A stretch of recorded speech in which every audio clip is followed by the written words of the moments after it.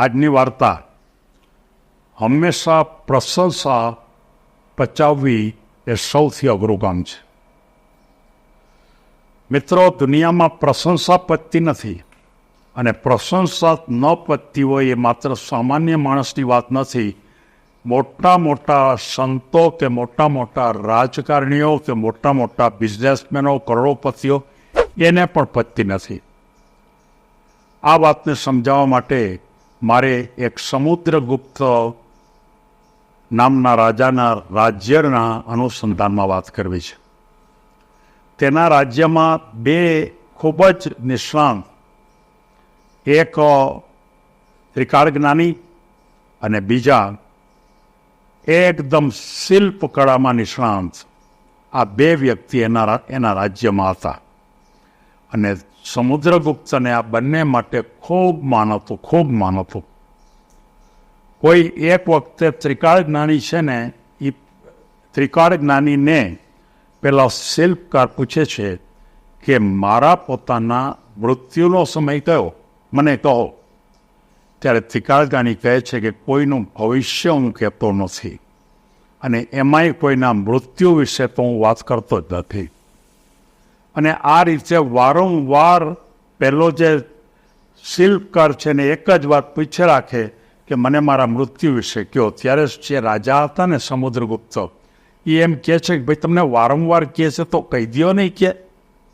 ત્યારે એમ કીધું કે હું કહેતો નથી, પણ હવે તમે રાજા કહો છો માટે હું તમે એમ કહું છું કે એનું મૃત્યુ 2 વર્ષ પછી, એટલે કે એની ઉંમર જ્યારે 62 વર્ષની થશે ત્યાર પછી એ 63મું વર્ષ જોશે કે કેમ એ નિશ્ચિત નથી. તો કે અત્યારે કેટલા થયા? તો કે 60 વર્ષ. તો 2 વર્ષનો ગાળો છે. પેલા જે શિલ્પકાર હતા એના મનમાં પ્રશ્ન થયો કે 2 જ વર્ષ મારે જીવવાનું છે.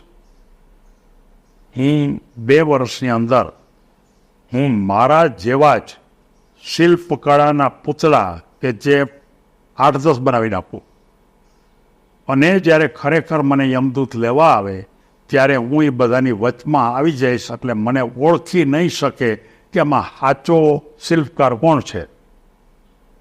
એટલે એને શરૂઆત કરી દીધી, અને 2 વર્ષ સુધી એને 8-10 એના પોતાના જેવા જ બનાવ્યા, માણસો જેવા.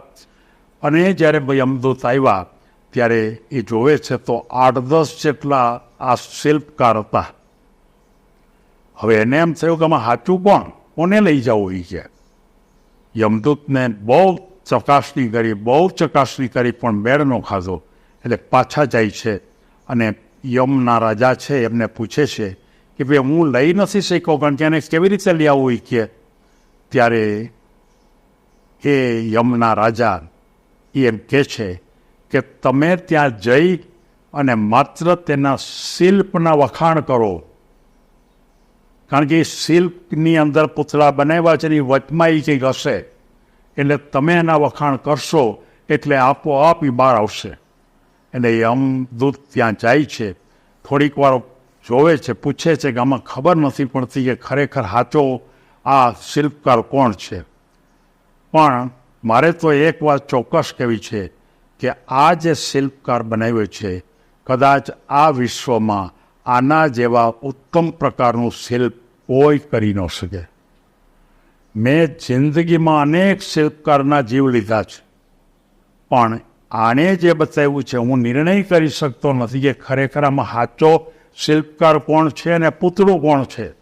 મારે કરવું શું, મને કોઈ નિર્ણય ખબર નથી પડતી. અને ખરેખર તો આટલા મોટા શિલ્પકારને ખરેખર તો લઈ પણ ન જવા જોઈએ, અહીં પૃથ્વી ઉપર જ રાખવા જોઈએ. એટલે એવી સારી સારી વાતોને એકદમ વર્ણન કે આના જેવું કોઈ નહીં અમે. ત્યારે એનાથી રહી ન શકાણું અને એકદમ બહાર નીકળીને એમ કહે કે તમે મારી સાચી કદર કરી. આજ સુધી મારી સાચી કદર કરનાર કોઈ નહોતો મળ્યો, પણ તમે મારી સાચી કદર કરી. એટલે તરત જ યમદૂતે એમ કીધું કે ભાઈ તમે હવે મારી સાથે ચાલો, હું તમારો જીવ લેવા આવ્યો છું. તમે રહી ન હોઈ ગયા, મને ખબર પડી ગઈ તમે સાચા છો. એટલે કે પછી એને લઈ જાય છે અને એને આ રીતે એની વિધિ પૂરી થાય છે. વાર્તા કહેવા પાછળનો ખ્યાલ તો એ છે કે આ દુનિયામાં કોઈ પણ માણસની સામે તમે એની પોતાની પ્રશંસા કરો અને એ પ્રશંસા કર્યા પછી એ માણસ સ્વસ્થ રહી શકે એવું કોઈથી બનતું નથી. એ એકદમ આનંદમાં આવી જાય છે, એ એકદમ ઉત્સાહમાં આવી જાય છે, એ એકદમ પોતાની જાતને રોકી શકતો નથી અને એ એકદમ ઉત્સાહથી બહાર આવી જાય છે અને એના આનંદને હર કોઈ પારખી નાખે છે. આપણને ખબર પડી છે કે આપણે એની પ્રશંસા કરી એને બહુ ગમી છે, એની પ્રશંસાને કારણે એને બહુ મજા આવી છે અને એ હર કોઈ માણસ જેટલા બેઠા હોય બધાને પણ ખબર પડી જાય કે આને કેટલી પ્રશંસા ગમી છે. એમ આ જે શિલ્પકાર છે એના આ યમદૂત લઈ ગયા અને એ વાત એને સમજાવવા માટે માત્ર પ્રશંસાની ભૂમિકાની વાત કરી. એટલે કે આ દુનિયામાં કોઈ પણ માણસની પ્રશંસા કરવાની વાત આવે ત્યારે એ માણસ 100% બહાર આવી જાય છે, કારણ કે પ્રશંસા કોઈ પણ માણસ પચાવી શકતો નથી. આપણા સંતાનોને પણ કહીએ કે જિંદગીમાં પ્રશંસા ગમે તેટલી આપણને કરે તો પણ આનંદ જરૂર લો, પણ અતિરેક આનંદ ન કરશો તો તમે પકડાઈ જશો. તમને બધા ઓળખી લેશે કે તમારી પ્રશંસા તમને ખૂબ ગમે છે. સૌ કોઈ આ અગત્યની વાત ધ્યાન રાખો એવી શુભેચ્છા સાથે સૌને ધન્યવાદ.